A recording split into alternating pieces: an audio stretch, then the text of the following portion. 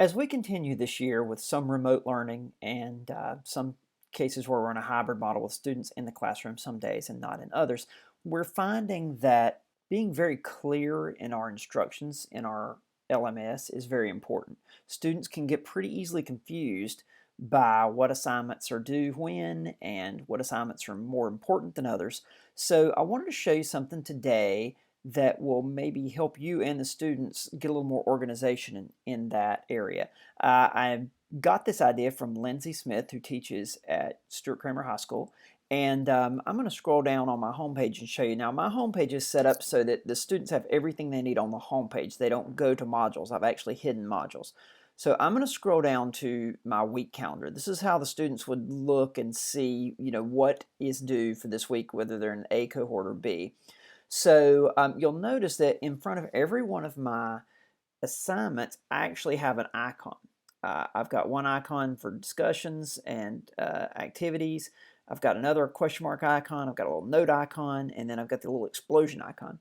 And what those are for is they tell them what type of assignment that is. So I've decided to come up with 4 categories. One is notes, telling them this is not an immediate grade, but this is something I expect you to take notes on. My 3 grade categories come straight from Gaston County Schools grading for high schools, and that is a daily grade, homework or classwork, a quiz grade, or a test project grade. And the idea behind this is students can look at each of their assignments and see at a glance which one it is and how important it is. That's why you have an explosion for test grades. So in this case, you can see this here. Now, if this were more of a module-based setups. In other words, if you have it so you have a button maybe to go to the current module, or you just have it where students can go to modules, the trick there is to put that same icon, that same emoji in front of every title. And so that way, the students can see what type of assignment it is and how important it is. So when you go into one of the assignments, you'll see that not only do I have the icon, the emoji in front of the title, but I also have it right here at the beginning of every set of instructions I do, right in front of the due date. Now, let me show you how you do this. So it's actually very easy to put these emojis in here. The way you do it is you simply go to a great website called Emojipedia. Okay, so emojipedia.org. And emojipedia.org looks like this. You are able to basically search for every emoji that is out there on every platform, which is really pretty cool. So let's say I wanted to do tacos. There is a taco emoji, and it will give me, of course, the details of taco emoji and all the different platforms that you have a taco emoji. All you have to do to get this emoji to use is to look right here where it says copy and paste, and then you click copy. So we've copied that emoji now.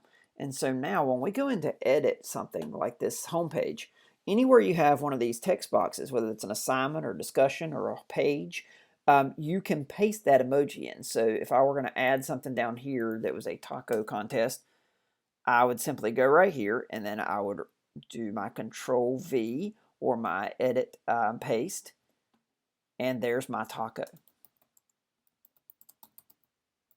Okay, so that's all there is to it. And what's really cool is once you've got the emojis you want into one of your pages, you don't really even have to go back to Emojipedia. You can just simply select it by clicking and dragging, and then Control C to copy, and then Control V to paste. You can even open another page up and it'll stay copied, and then you can paste it in that other page. So I find that once I've got my emojis in there in a key like this, I rarely have to go back to the page to make a copy of it.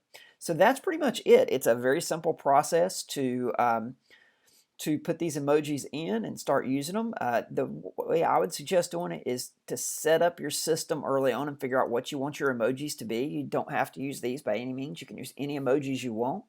But come up with a system of a couple simple emojis to tell your students what is what, and then stick to that system once the students are used to it. And I think you'll see some good results from it.